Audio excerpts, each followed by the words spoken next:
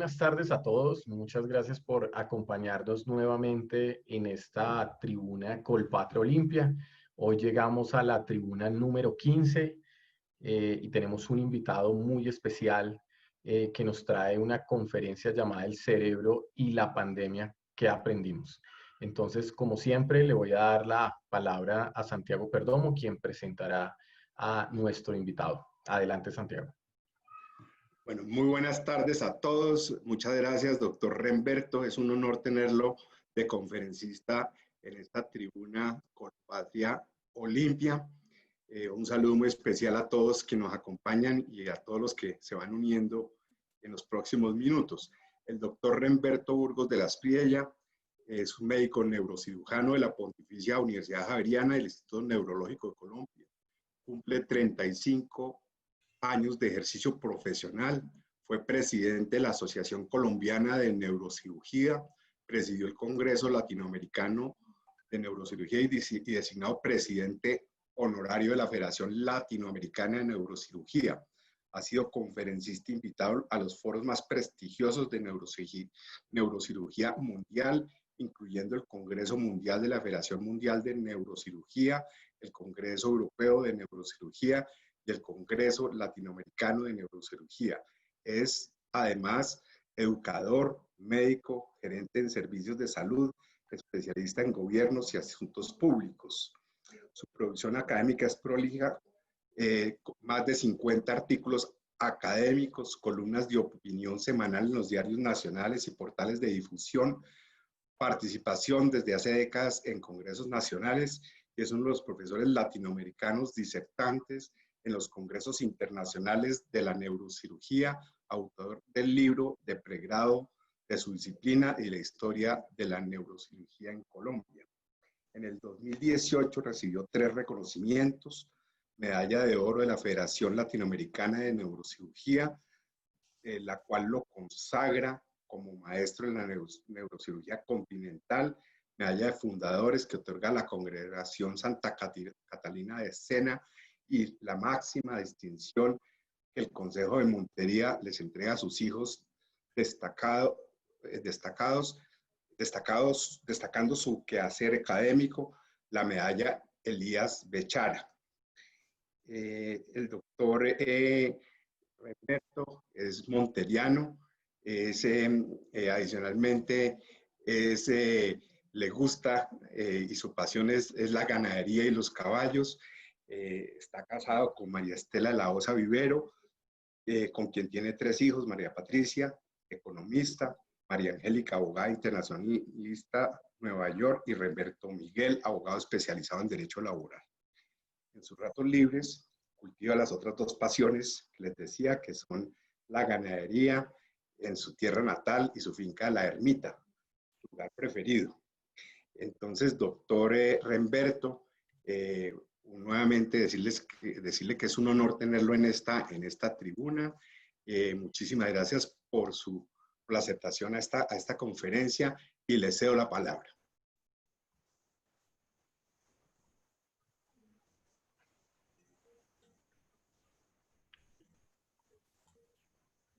Doctor Remberto, ya puede compartir su presentación. Gracias. Déjame compartimos pantalla. Listo, compartir. ¿Ya estamos? Sí, ya estamos, doctor Remberto. Ya estamos. Perfecto, entonces vamos a poner pantalla completa. Y ahí estamos. Bueno, buenas tardes a todos. Vamos a pasar una tarde agradable viendo este tipo de imágenes y entendiendo cómo se comporta el cerebro en estos momentos de incertidumbre. Gracias a Colpatria, particularmente a mi cercano y buen amigo Santiago Perdomo, una persona especial y con un gran don de empatía. Empatía, que es lo que esta patria necesita en estos momentos difíciles. Bueno, este video es en la finca. Estos son unos caballitos chiquitos que se llaman mini horse. No son ponies, son caballitos chiquitos que tienen un fenotipo muy interesante. Y miren, los caballitos están confinados. Fíjense que tienen unos corrales pequeños confinados y miren la cantidad de pastura que tienen. Si estos caballitos salieran al potrero, miren cómo está este potrero en verano. Yo creo que nos pasa igual a nosotros. Estamos confinados por las circunstancias de la pandemia. Afuera es un peligro, es temerario salir, pero tenemos que cultivar esta pastura en las áreas de confinamiento para no perder peso y estar lo más activo. Yo siempre he dicho que estar confinado no significa estar aislado, y tenemos hoy muchos medios para estar en permanente comunicación. Vamos a hablar del cerebro en esta pandemia, y es el cerebro ante la incertidumbre. Así como está este señor con los ojos vendados, así también se comporta el cerebro en algo que nosotros no conocemos, algo que es inédito, algo que apenas estamos entendiendo. Yo no tengo conflicto de interés alguno, entonces yo puedo hablar con absoluta tranquilidad sobre estas circunstancias. Vamos a hacer esta presentación bajo estos 4 aspectos, en donde primero vamos a hablar qué es la incertidumbre, cómo son el tipo de decisiones que tomamos, cómo es la universidad del coronavirus ante la incertidumbre y la certidumbre, y un mensaje proactivo finalmente. Hablemos qué es la incertidumbre. La incertidumbre es algo desconocido, es una condición que nosotros no sabemos, es un evento que puede venir y nosotros no sabemos cómo va a venir. O sea, no podemos prever el futuro de la pandemia. Ante eso, el cerebro reacciona así. Primero, el desconocido genera una gran situación de inseguridad, produce estrés, y ese estrés produce miedo. El miedo se va porque es el aspecto físico, y queda entonces el círculo vicioso de la ansiedad, que es el miedo psicológico que reverbera y recircula nuestro cerebro. Vamos a hacer un pequeño ejercicio. ¿Cómo decidimos nosotros?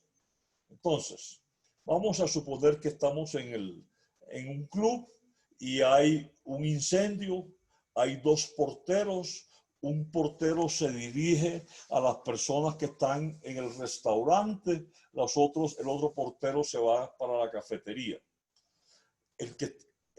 El grupo 1, que son los que están en el restaurante, les toca un portero nervioso que llega agitado, gritando: sálvese quien pueda, que aquí hay un incendio. El grupo 2 llega un portero mucho más controlado, veterano, le dice: mire señores, aquí tenemos un pequeño problema, recuerden que hemos hecho simulacro de evacuación, hay un pequeño incendio aquí en las instalaciones, no se preocupen, todo estaba bajo controlado, pero vamos a hacer este simulacro que es de verdad. ¿Cómo actuamos? ¿Con la razón o con la emoción? Entonces, el incendio, los 2 grupos, el mensajero con 2 estilos distintos, y piensen ustedes quién actuaría de los grupos con la razón o con la emoción. ¿Quiénes se demoran menos? ¿En qué grupo hay más heridos y en cuáles hay más sobrevivientes? 10 segundos. Hagan el ejercicio porque es bien importante. ¿Qué grupo le iría mejor? Entonces, el grupo 1 obviamente es un grupo que actúa con la emoción, porque es una cosa de supervivencia. O yo me quedo o yo me quemo. Y obviamente en minutos desocupan el lugar donde estaba. O, por supuesto, atropellando a todo el mundo, hay muchos heridos y los sobrevivientes son pocos. Esta situación se repite prácticamente todos los días en la vida. cuando actuamos con la emoción o con la razón. Hay ejemplos históricos, entre esos la evacuación del Titanic o la evacuación del Lusitania, sobre cómo actuar con la emoción o con la razón determinan los resultados finales. Pero es que esto no viene espontáneo, esto viene en todo un proceso de revolución de las especies descrito por Darwin. Miren los ancestros, miren cómo éramos antes, con unas mandíbulas prominentes y un cráneo chiquito. El tiempo, la evolución nos llevó a tener unas mandíbulas más pequeñas y el hueso se amplió en la bóveda craneana para darle cabida a este cerebro que por supuesto ocupó toda la bóveda y le tocó arrugarse y doblarse en sí mismo. Entonces aquí hay dos conceptos fundamentales. El proceso de homonización, que es un proceso natural de la especie, y el proceso de la humanización, que es el constructo social sobre esta homonización que hace el entorno. Y cuando yo hablo de entorno, hablo de familia, de medio ambiente, de colegio y de universidad y de entorno laboral, por supuesto. Entonces, a veces me pregunto yo, tantas tonterías nuestras, los lujos. Entonces, usted no es más porque tenga un reloj Cartier o Rolex. No, qué tontería. Mire, mire de dónde venimos. Mire esto. Y mire cómo nuestro primo hermano era y cómo somos nosotros. Miren cómo nos parecemos. La mandíbula un poquito más recortada, pero eso sí, este órgano elitista maravilloso que pesa el 2% del peso corporal y que consume el 20% de la caloría, nos diferencia.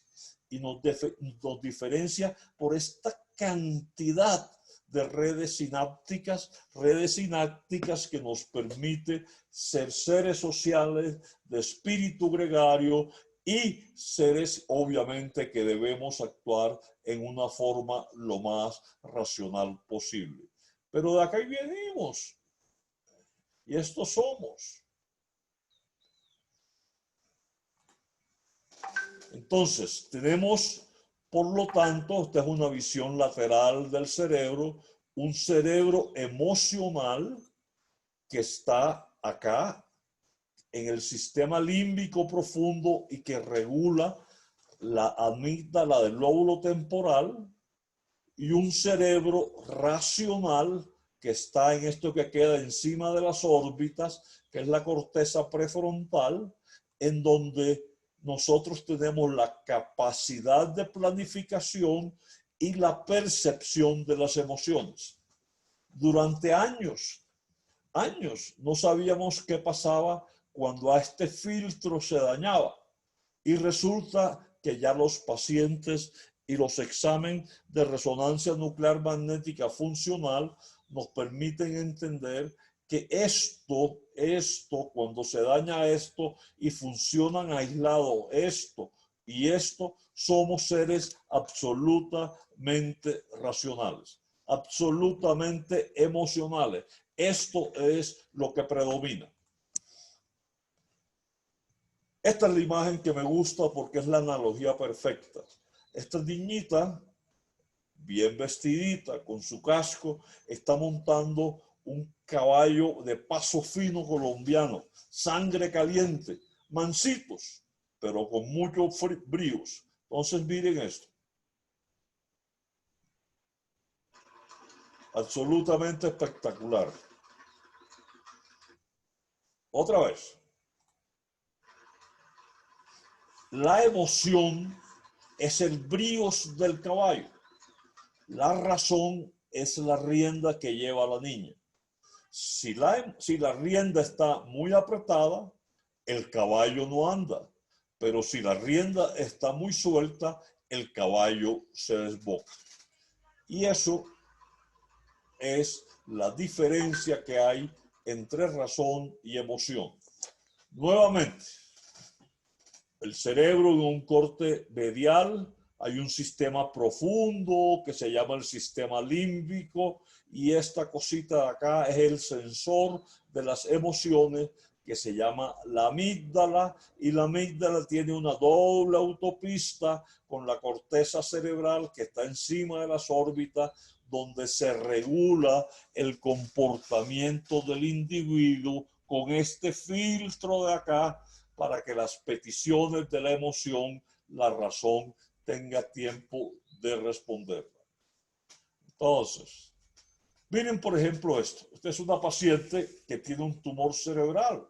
No tiene que hablar nada. Simplemente el día de la cirugía llegó rasurada en esta forma donde estaba el tumor y mirando al cirujano sin hablar le dice, mire, yo le entrego mi vida, yo le entrego mi corazón, pero yo necesito que usted coloque su experticia, su habilidad, su destreza para que en esta combinación me retire el enemigo y yo vuelva a mi vida normal.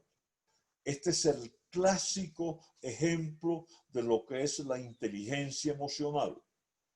La capacidad de análisis que me controla la emoción y que me permite en esta comunicación establecer un diálogo racional. ¿Cómo son el tipo de emoción? Entonces yo puedo tener emociones positivas o emociones negativas, emociones alentadoras, esperanzadoras o emociones que son tóxicos. Vamos a recordar esta, por ejemplo. Mundial de Pambelé. Salimos para el décimo round de la pelea. Ataca Pambelé con un recto derecha. Pepe Díaz, la con la izquierda. Se cayó Pepe Díaz con la izquierda de Pambelé. Se para Pepe Díaz de 4 con doble protección. Pambelé en la esquina dorsal. El campeón mundial se fue a la lona. Pambelé al ataque. Una izquierda, una derecha, una izquierda. Se cayó. Perfecto.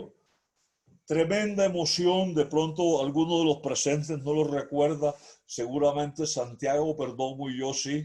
La primera vez que Colombia obtenía un campeonato mundial hace 48 años. Fue una emoción positiva para la patria. Así como nos duele el futuro de Pambelé, este es un momento inolvidable porque yo por lo menos cada vez que lo veo me emociono de ver la bandera de Colombia en el primer lugar de los pesos welter del mundo. Entonces tenemos emociones positivas, la salud, la alegría, la bienestar, la seguridad, la felicidad, y emociones negativas como esta, la ira, el asco, que es lo más primitivo de una importancia fundamental, y esta, el miedo que nos permite hacer muchas cosas. Entonces, si no han visto esta película, se la recomiendo. Catalogada como las mejores 15 películas del mundo. Se llama El Verdugo, es una película de humor negro española. El verdugo se iba a retirar y tenía una hija. La hija estaba enamorada con un empleado de una funeraria y le insistía el verdugo que se casaran para que heredara su puesto y heredara el oficio. Y le dijo, mire, a mí nunca me ha tocado ejecutar a nadie. Llega el nuevo verdugo a su cargo y, como pasa siempre, le tocó ejecutar a alguien. Este es el nuevo verdugo, este es el reo. El nuevo verdugo no puede hacer eso por sus principios morales. Le mandan al cura, por favor, hombre, cumpla con su deber. Y el hombre no hace sino desmayarse y vomitar porque es incapaz de ejecutar al reo. Ese es el clásico ejemplo de esto tan importante en mi especialidad, que se llaman los marcadores somáticos. Cuando yo voy a hacer algo que está por encima de mis principios, yo somatizo. Este hombre somatizó haciendo mareos, vómito, vómito, vómito. Cuando nosotros tenemos un corrupto ante el polígrafo y le preguntamos, ¿usted qué rol tuvo en este ilícito? El hombre en forma inconsciente comienza a sudar y a sudar y a sudar, y yo puedo medir la conductancia de la piel porque el sudor es un gran facilitador. Esto es importantísimo para el futuro, para lo que son los marcadores somáticos, y este es el paradigma de lo que es eso. Entonces, ¿cómo son las emociones que tenemos los colombianos en este momento? Esta encuesta, fíjense, la misma universidad, el diario, la firma encuestadora, donde nos dijeron en enero, no, Colombia tiene el 66% es la alegría y la sorpresa y el miedo le siguen, pero con una diferencia abismal. Esta fue el mes pasado y miren, lo que predomina aquí en Colombia es la incertidumbre en el 63% y el 49%. La emoción que hoy tenemos los colombianos es el miedo. Entonces, el miedo desencadena una serie de comportamientos impresionantes. Pero el miedo fue también el elemento más importante como medio de evolución. Los ancestros nuestros, cuando venía un enemigo a atacarlo, tenían dos opciones: o peleaban o se iban corriendo. Entonces el miedo se considera una herramienta de adaptación evolutiva. Vamos nuevamente con esto. Llegó el miedo, llegó a la amígdala. La amígdala recibe la información, lo manda a la corteza devuelve el mensaje que es instantáneo y miren, manda hacia esas estructuras que es el tallo cerebral la respuesta. ¿Qué pasa? Entonces, ese tallo cerebral tiene estos mensajeros. La respuesta al miedo es el cortisol. El cortisol le da una cachetada al sistema vegetativo. ¿Qué pasa cuando da esa cachetada? Las pupilas se dilatan, la persona comienza a temblar, el corazón comienza a pulsar más rápido, le da taquicardia, la respiración comienza más rápida, el azúcar nuevamente se pone muy alta y el hombre comienza a trabajar a 360 revoluciones por minuto. Por supuesto, ese es un hombre que es un hombre tóxico, candidato a que le dé o un infarto de corazón o un tromboembolismo pulmonar o que le dé un derrame cerebral. Se va el miedo, pero el miedo deja memoria. Y a pesar de que no haya miedo, produce ansiedad. Pasen ustedes en algún sitio aquí en Bogotá donde los hayan asaltado. Y solamente por el hecho de pasar, ustedes tienen los mismos síntomas de ansiedad que tuvieron la primera vez. Entonces, estos neurotransmisores estimulan en forma global todo el cerebro, y todo empieza con este disparo aquí y que luego va irrigando la información en todo el cerebro. Ya hoy lo podemos ver con estos estudios. Este es estudio de resonancia nuclear magnética cerebral y miren todo lo que la amígdala estimula en el circuito del miedo. Prácticamente es un cerebro que responde lo que yo llamo en forma holocerebral, o sea, responde todo el cerebro a pesar de que el impulso lo lleva a la amígdala. Lo lleva a la amígdala, pasa a la ínsula, que es esta cosa que está aquí, luego el cíngulo, luego prefrontal, y lo que es más complicado que es esto, el circuito repetitivo de eso. Entonces, vamos con este concepto fundamental. El miedo. Y el miedo desencadena esto que se llama negligencia de probabilidad. Hoy día tenemos un problema con los celulares, con las redes, y es que nos llega información chatarra en una forma bárbara.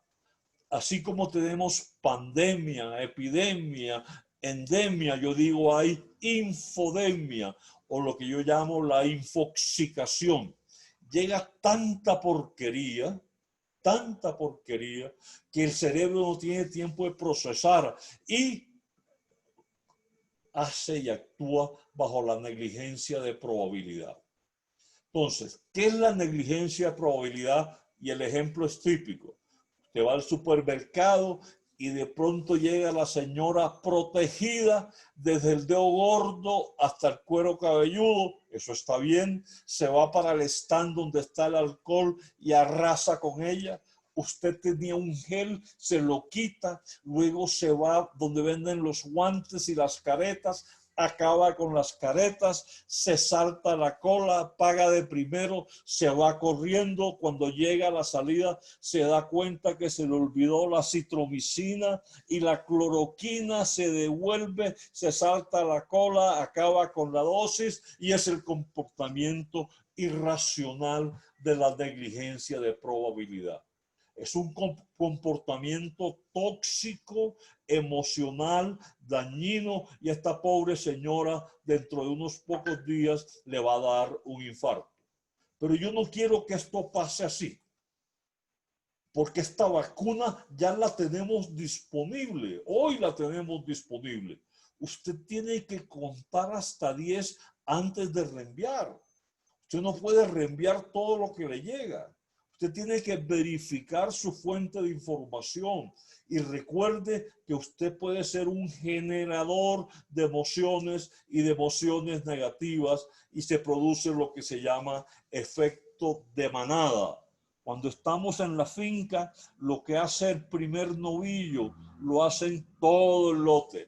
Es el efecto de manada porque es una cosa eminentemente emocional. Mire, ¿qué es lo que tenemos que hacer? Y este hombre no sabía nada de neurología. Los 3 filtros: la verdad, verifique la fuente. La bondad, oye, usted va a decir algo bueno o le va a pasar el chat a Santiago Perdomo, se está quemando Colpatria y Escarreta.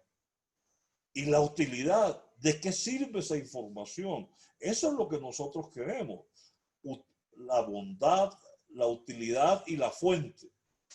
Y mire lo que dice Mafalda, lo que son los ingredientes para ser feliz. Eso es absolutamente cierto. Y todo por la negligencia de probabilidad. Y Sócrates, sin ser neurocientífico, nos enseñó las bases del fundamento comportamental. Y esto se vuelve absolutamente un circuito que se retroalimenta y no tiene control.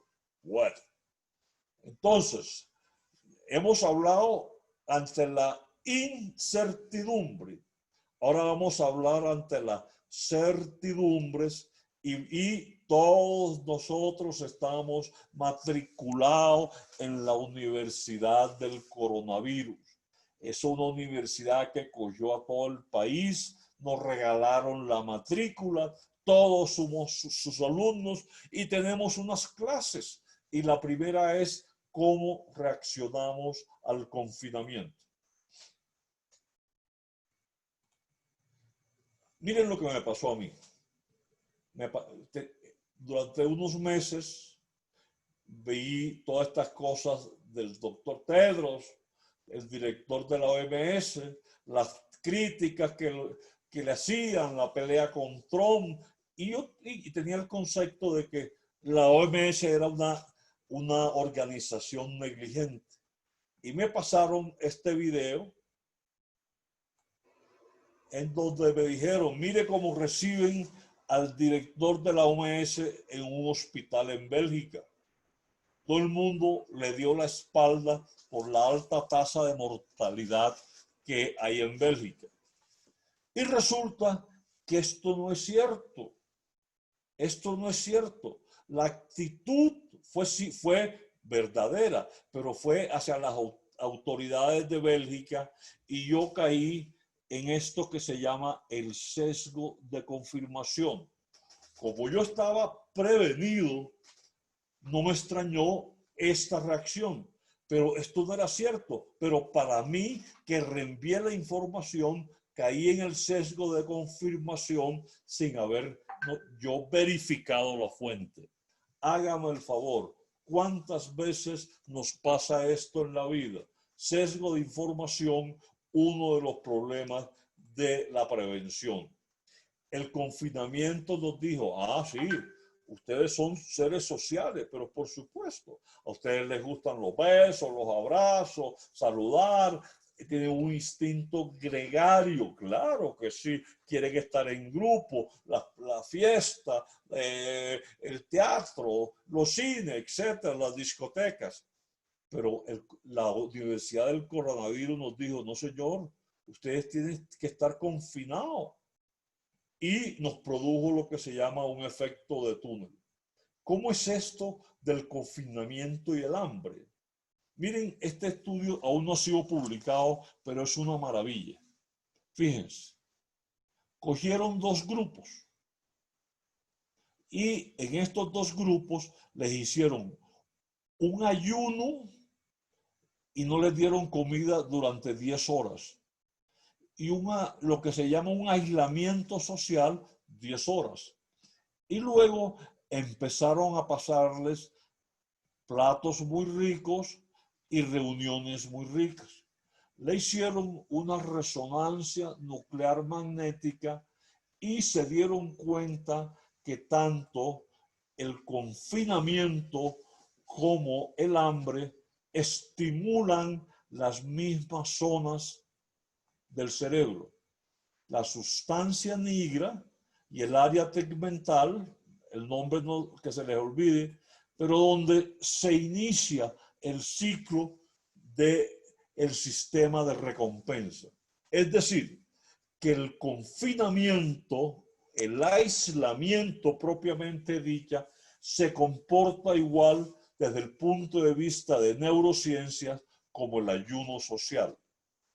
Un ayuno de unos días, de una hora, pues hombre, es conveniente, el organismo libera tóxicos y todo, pero una huelga de hambre de un mes, la gente se puede morir. Piensen lo que puede hacer el confinamiento si nosotros no entendemos qué es estar confinado y qué es estar aislado. Y nos produjo este efecto de túnel. Todo esto, la Universidad del Coronavirus, el efecto de túnel.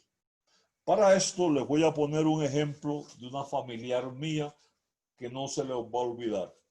Ella vive en Cartagena, en una casa frente a la playa, unos árboles de mango frondosos, en los mangos más exquisitos. Absolutamente una terraza sensacional. Entonces uno le dice, tía, qué sabroso estos mangos, el jugo que producen. Ella le contesta a uno, hombre, sí, pero me ha tocado cambiar 3 veces este semestre la baldosa de la terraza. Uno ve los hijos y uno dice, mira estos pelados, blanquitos, colorados, cachaquitos en Cartagena, cómo están de simpáticos. Y dice, sí, claro, y los ves barrigones porque están llenos de lombrices. Mi abuela, que vivía en Montería, le decía, bueno, Magda, te voy a mandar unos tiquetes para que vayas de Montería a Cartagena a pasarte un par de semanas con nosotros. No, no, no, no. Yo no me monto en eso porque qué tal que se estrelle.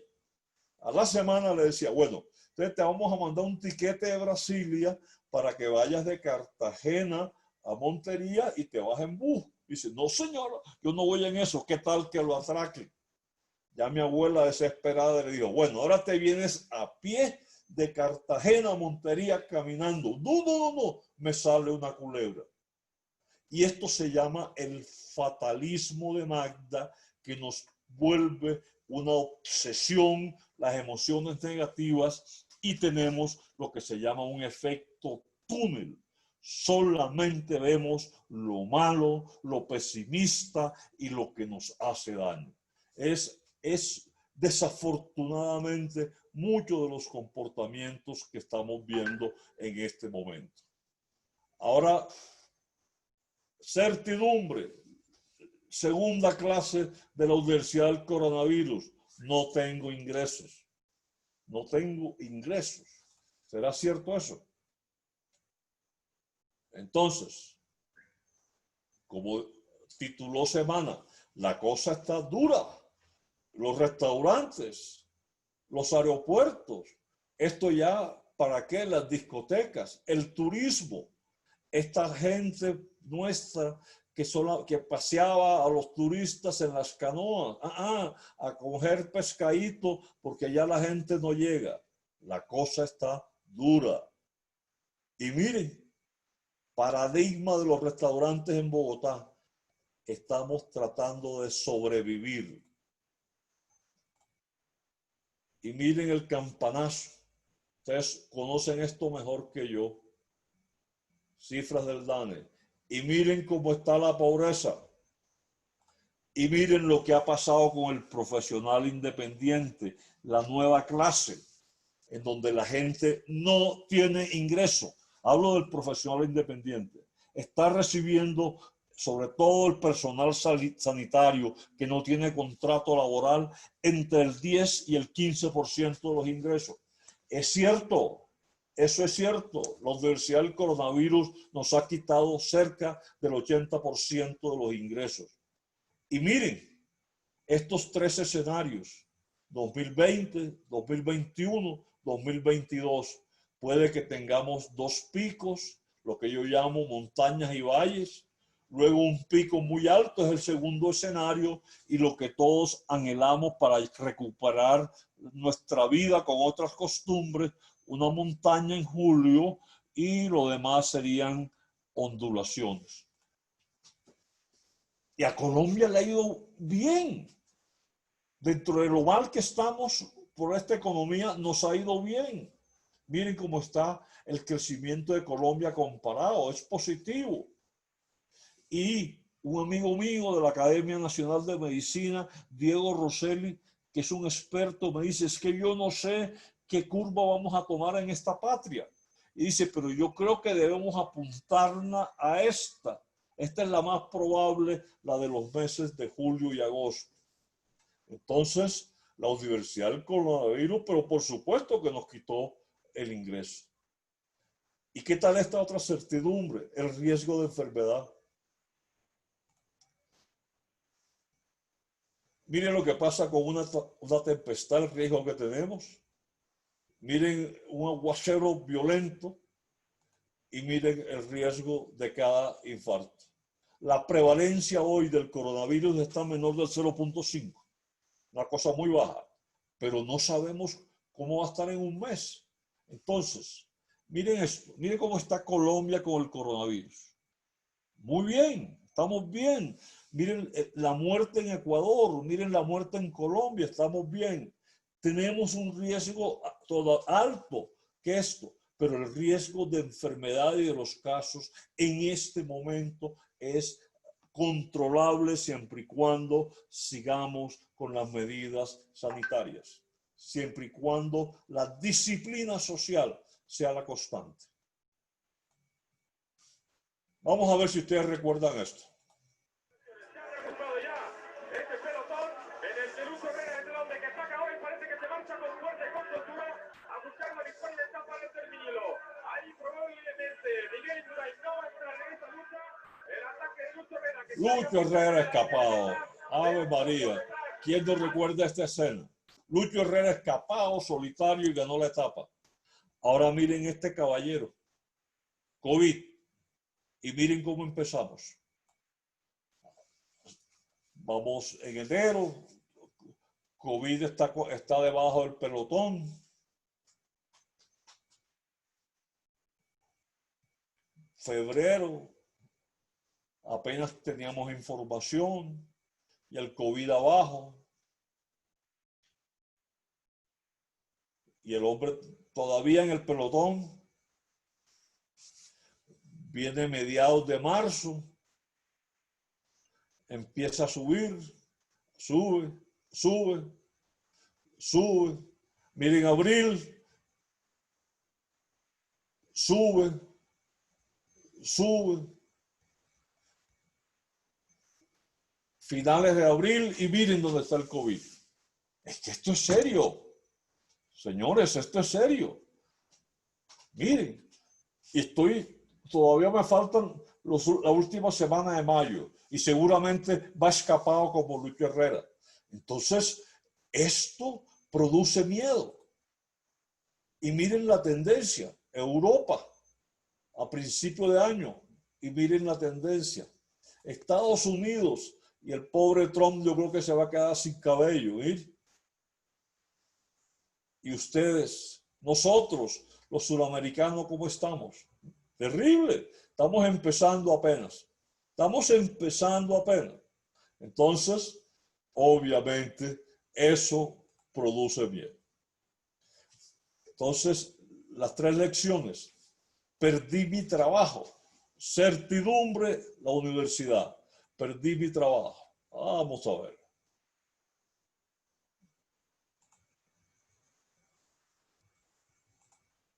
Vamos a ver qué pasa con esto. Aumento del desempleo, se dispara el desempleo similar en casi todo el país.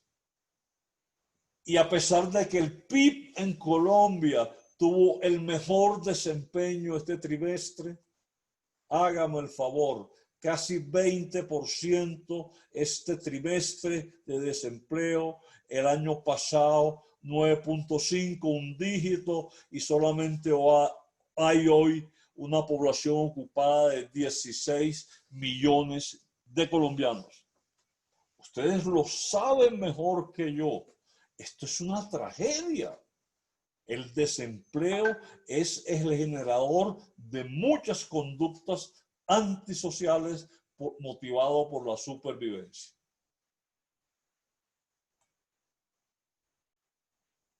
Otra vez la quinta clase. Basta, carajo. Esta es la mejor expresión que yo he escuchado en muchos años. ¿Dónde está la personalidad del colombiano?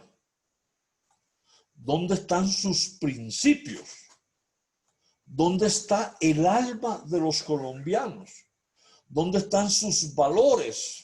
Por Dios, ¿cómo es posible esto en plena pandemia? ¿Cómo es posible que no tengamos el corazón para comprender y entender a los demás? Y nos cansamos y escribimos y hablamos y repetimos y nuevamente, por Dios, la corrupción es la peor enfermedad en la época de la pandemia. ¿Cómo es posible que nosotros no tengamos ese don de ponernos en los zapatos y en el pellejo de los demás? Y estos son 50 años de diferencia. ¿Y qué hizo este hombre que volvió a Singapur, una de las potencias? Acabar con la corrupción. Pena de muerte para los corruptos. Y luego sí, la reforma educativa y la creación de empleo. Miren, yo no estoy partidario de la pena de muerte, pero me sacude el alma cuando yo veo a estos bandidos robándose la plata que necesita la pandemia. Y me lo mandó un alumno mío de Paraguay. Miren esta vaina. Mafiosos que roban en pandemia. Si estuviéramos en épocas de guerra, ¿saben qué les hubiese pasado a estas personas? Fusilamiento en la plaza pública de Dios. Pero como vivimos bajo el ropaje de los derechos humanos que nosotros adherimos y respetamos, lo menos que podemos hacer es que se pudran en la cárcel todo el tiempo que permite nuestra legislación penal. Y que una denuncia, colega, y que una renuncia a su cargo no signifique impunidad para hacer y organizar una noche después una reunión en su casa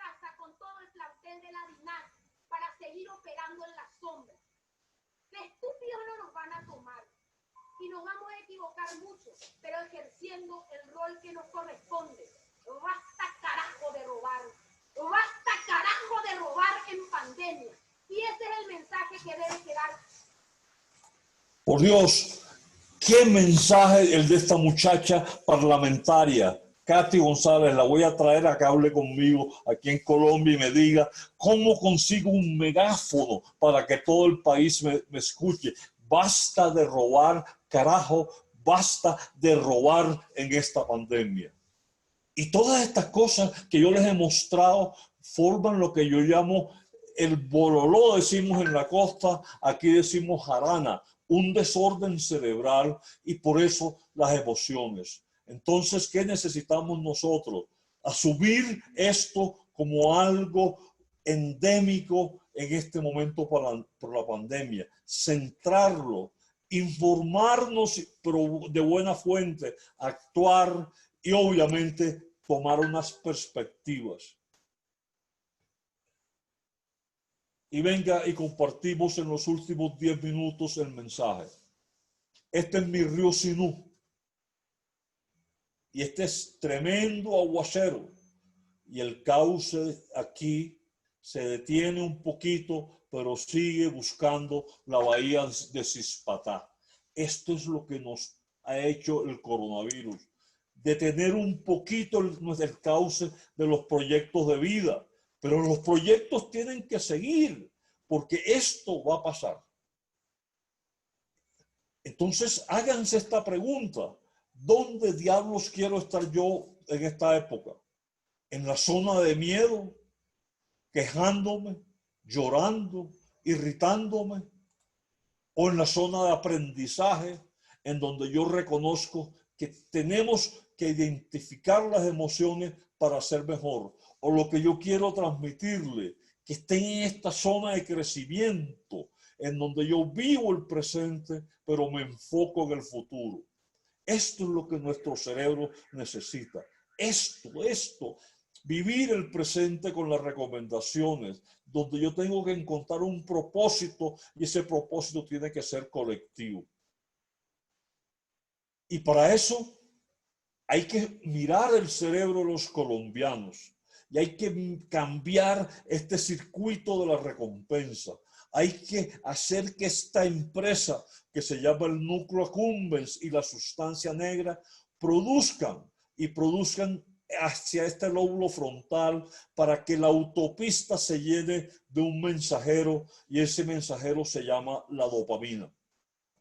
Porque es que esta es la función primaria. Cuando yo tengo hambre, yo como. Cuando yo tengo sed, tomo agua. Cuando tengo la libido exaltada, busco un sexo maduro. Y cuando estoy muerto y rendido, tengo que descansar para que sea esta la forma en que mis redes sinápticas estén activadas. Y miren, y esta es una lección para sus hijos. Estos son los niveles de dopamina. Cuando yo haga lo que haga el muchacho, es seguro el nivel de dopamina es constante. Pero cuando el muchacho no sabe si yo lo voy a premiar o no, cuando tiene que luchar, el nivel de dopamina es el doble. Entonces, yo no puedo inundar a la gente con regalos. La gente tiene que hacer un esfuerzo para lograr lo que su esfuerzo se merece. Y aprendimos que hay que hacer nuevas redes sinápticas. Este coronavirus hay que pisarlo y hay que pisarlo aprendiendo nuevas cosas. Aprendimos también que necesitamos esto, la capacidad que tenemos de levantarnos, pero no solo un momentico. Hay que levantarse en forma permanente y hay que cambiar la resiliencia por la longanimidad. Esta es un momento, esta es en forma definida. Superar los obstáculos. Esta es la vitamina que necesita el cerebro. Ya hablamos como individuos, pero miren, ojalá el témpano, como en el Titanic, sea de libro. y cuando estemos en un bote salvavidas, tengamos, como este momento, tengamos tiempo para leer esos libros pendientes que no hemos leído durante años. Y para eso necesitamos acudir a vitaminas naturales como esta. ¿Dónde vive exactamente, señor Dawson? Ahí en Montería, por la principal de la granja, se quita tía. ¿Y con qué me...? Bueno, yo tengo una motico, Isa. Que los 10, que los 15 barritas. La vaina está dura, la policía está jodiendo, pero ahí me rebusco. Todo en la vida es un juego de azar. Y también yo tengo el humor ¿Verdad, Dawson? Nadie podía haber predicho la iceberg. para criticar a los Esta agua será políticos. poca y estará controlada. No hace falta. No nos estamos hundiendo. Es un bulo de la ultraderecha. Hay que evitar que la tripulación difunda noticias falsas sobre icebergs. Entonces el humor es algo absolutamente insustituible en este momento. Miren lo que hace el humor en el cerebro. No existe zona en el cerebro que el humor no active. Y el humor no se compra en ningún almacén. El humor es gratis, pero necesita actitud y necesita emoción positiva. La universidad del coronavirus es muy dura, pero hay que tomarla también con ese humor. Como este, que ya les mostré. Y como familia, ¿qué nos enseñó? Esta foto podemos decir que simuló el futuro. El beso a través de tapaboca. Y el bicho es un bichito. Nos enseñó la familia como núcleo de una sociedad. Se nos había olvidado. Nosotros no teníamos familia, pero nosotros no asimilábamos familia. Pero la familia hay que regarle esto, el lóbulo frontal. Hay que tener una visión para el futuro. A los hijos hay que transmitirles las ideas. Hay que mostrarles referentes. Hay que construir valores para que blinden la amígdala del lóbulo temporal y hay que mostrarles ejemplos. Referentes es lo que necesita esta patria. Gente que podamos imitar, gente que podamos seguir. Eso, referente y ejemplo, regar el cerebro de los colombianos. Porque no existe un mejor vehículo de cohesión social que una familia sana en esta patria. Y como sociedad, por Dios, eso nos ha mostrado el coronavirus. Hemos sido fuertes con los débiles y débiles con lo fuerte. Los hemos arrodillado, los hemos obligado a usar bastón a esta población vulnerable. La psicosis social, producto de la inequidad, producto de la falta de empatía. Y yo lo que quiero es que desde el punto de vista cerebral, este corazón que tenemos en el cerebro, que se llama la ínsula, donde está la empatía, pulse en los colombianos, pero pulse para que integre la amígdala llena de valores y el raciocinio para hacer de esta una Colombia justa y una Colombia equitativa. Para que nosotros sepamos que necesitamos esto para mantener la seguridad, pero necesitamos más esto, porque la educación es la tabla de la salvación. Necesitamos esto, porque hay que respetar y defender la democracia, pero me gusta más este sonido y este sonido. Nosotros no nos podemos aniquilar por Dios. Nosotros tenemos que alimentar a esta cantidad de cerebros desnutridos que están en todas las ciudades de Colombia. Es que el cerebro de los colombianos necesita, hay que regarlo y hay que regarlo con esto, que es lo que yo llamo el liderazgo colectivo. El liderazgo colectivo permite que actuemos como un solo país, permite que seamos nosotros los responsables de los cambios. Y para esos cambios necesitamos esto, trabajar esto en los colombianos, el lóbulo frontal, cambiar el yo por el nos, y necesitamos esta tinta, la tinta con que se nutra la gramática para tener una empatía, que escriba una disciplina social y un comportamiento colectivo. Y el nuevo lenguaje, que es el área del lenguaje en el cerebro, tiene que olvidarse de estas palabras. Esto tiene que ser un pasado y tenemos que reemplazarla por esto. Sobre todo esta, por esta, esta, por esta. Es el momento de iniciar un comportamiento colectivo. Y cuando yo veo este cerebro de los colombianos, como hace el tejido cerebral con las neuronas, que tiene un soporte, necesita también un soporte para que nuestras ideas lleguen a feliz término. Y esto, por Dios, el liderazgo ético. Sin esto, esta patria no se puede reconstruir. Sin esto vamos al caos. El liderazgo ético. Le preguntaron a Borges en una ocasión, escritor, ¿a usted le interesa la política?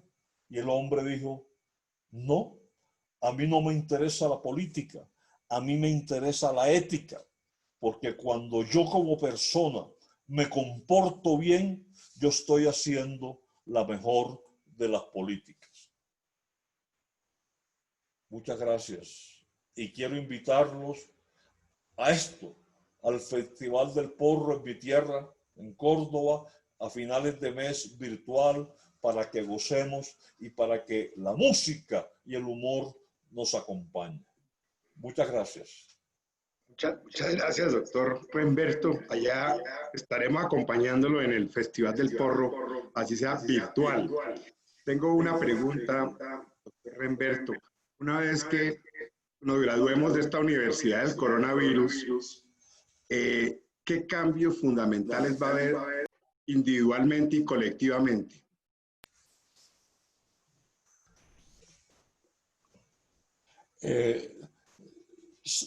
Santiago, escuché la primera parte de la universidad del coronavirus y los 5 aspectos, pero sí, la última parte lo silenciaron y yo no escuché.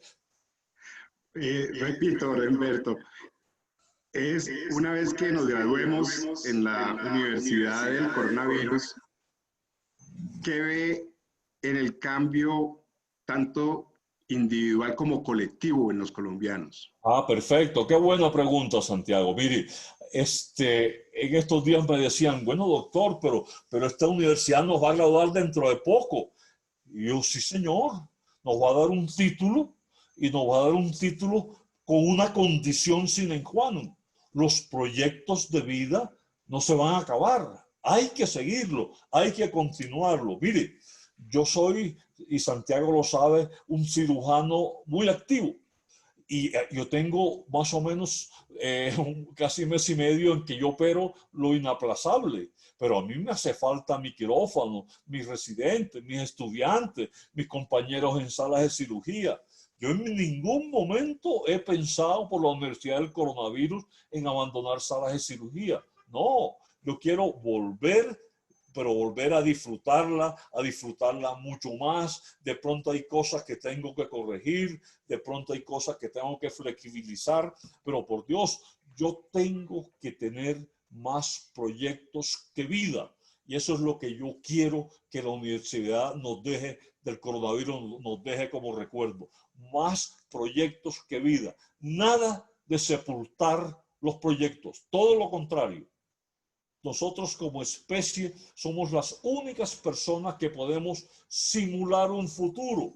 Y yo quiero simular mi futuro dentro de 2 o 3 meses, otra vez en mi quirófano, con mis pacientes y disfrutando algo que llevo haciéndolo 35 años. Doctor Remberto, de verdad quisiera transmitirle que su presentación fue fascinante. ¿sí? La capacidad de describir lo que para la mayoría de nosotros es complejo en sus palabras tan fáciles y tan sutiles en algunos mensajes tan difíciles, creo que solo pueden describir esta presentación como fascinante. Eh, Tomé nota de varias preguntas, de varias ideas que usted desarrolló, y me gustaría hablar de una que creo que ha sido tal vez mencionada por varios, digamos, invitados, conferencistas a la tribuna, y tiene que ver con la disciplina social, ¿sí?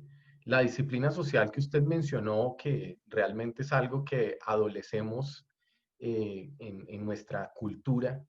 ¿Cómo podría usted describirnos en esta descripción de neurocirujano que usted ha hecho?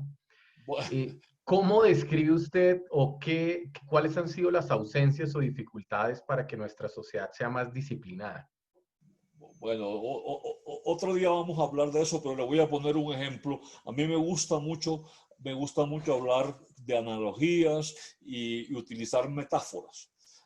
Hace un mes, en forma vehemente, enviaba fotos yo del mercado de Lorica, del mercado de Cartagena, de los vendedores ambulantes, diciéndole, por Dios, hombre, ¿dónde está la disciplina social de mi gente del Caribe?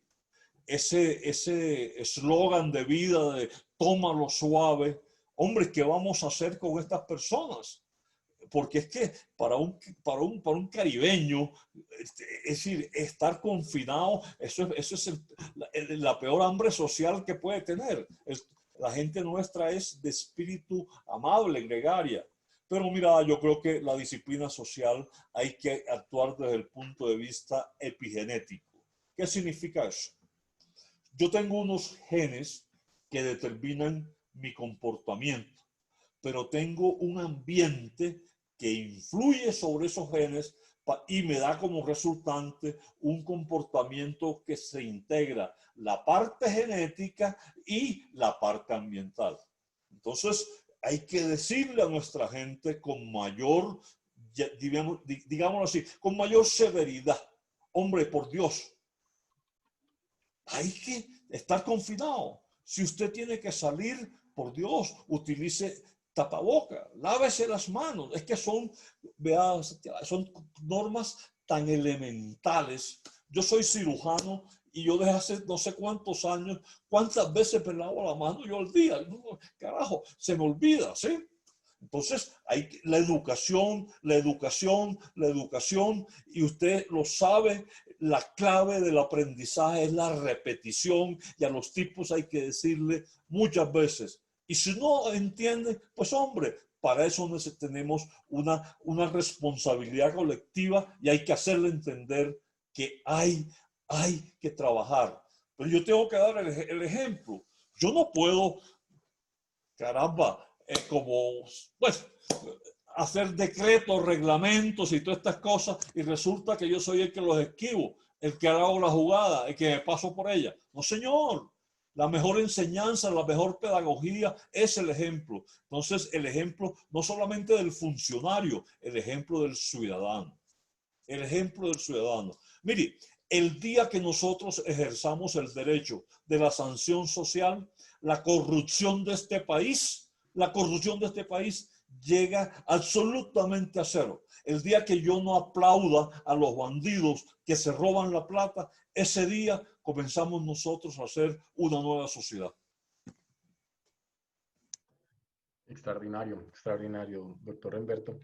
Quisiera tocarle un tema, digámoslo, y esto es más por mi, digámoslo, formación de ingeniero, y en esta reciente intersección que ha hecho la industria tecnológica y en esta disciplina llamada inteligencia artificial, ¿sí? Y cuando usted describe el cerebro, describe el comportamiento, se empieza a dar uno cuenta que la ingeniería y la tecnología y un poco su mensaje de la infoxicación, ahora está creando una nueva disciplina que conecta ese estudio, digámoslo, del cerebro, ahora llamarlo al estudio de la capacidad de producir digámoslo, inteligencia en las máquinas. ¿Cómo ha visto usted esa relación que está dando la tecnología y esa metáfora o esa similitud que ahora la tiene o se ha vinculado con las redes neuronales, con los servicios cognitivos? ¿Qué opinión le merece a usted ese momento de transformación y similitud que hace el mundo tecnológico con el cerebro humano? Mire, esta noche, en la madrugada voy a terminar mi columna de la semana y estoy escribiendo justamente eso, sobre el circuito de la recompensa y los celulares. Le voy a poner este ejemplo. Mi madre tiene 90 años casi y yo la llamo y le digo, mamá, dame el teléfono de Francisco, mi hermano, y mi mamá me lo dice. Si a mí me llaman y me dicen, dame el teléfono de tu hermano Francisco, yo tengo que ir a mi celular y dárselo. O sea, yo tengo lo que se llama una amnesia digital. Amnesia digital, porque el celular, esa cajita inalámbrica, facilita mucho las cosas, pero por Dios, me deja sin practicar mi memoria. Entonces, mi madre de 90 años, que también usa celular, pero con algunas limitaciones, está ejercitando la memoria más que yo. Entonces, la amnesia digital mía es por la comodidad del celular. Obviamente, las redes sociales es una maravilla, pero el uso y el abuso de las redes sociales nos lleva a una nueva enfermedad que se llama la obesidad digital. Entonces, fíjense que hemos hablado de amnesia digital y de obesidad digital. Se ha demostrado que los muchachos que practican, por ejemplo, ajedrez, que tienen una capacidad de planificación, de ejecución, de raciocinio, tienen mejor aprendizaje que aquellos chicos que tienen el celular de última moda, que pueden dar el dato con una velocidad impresionante de cuántos habitantes tiene Tailandia y que saben cómo llegar. Sí, me hago explicar. O sea, el esfuerzo que hace nuestro cerebro en darle energía a los procesos cognitivos nos ayuda más a mantener esas funciones intactas a lo largo de la vida.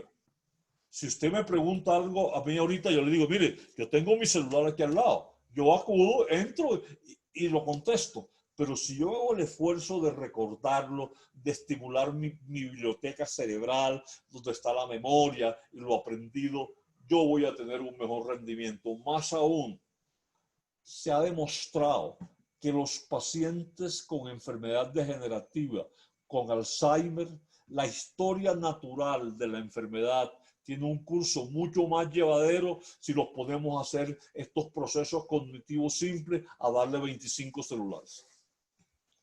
Gracias, doctor. Ya introducimos dos términos, amnesia digital y obesidad digital. Obesidad digital, me encantó el concepto. Le voy a dar la palabra al doctor Marco Rocha, que nos acompaña y tiene una pregunta muy interesante. Doctor Rocha, adelante, tiene el micrófono abierto. Doctor Burgos, excelente su charla.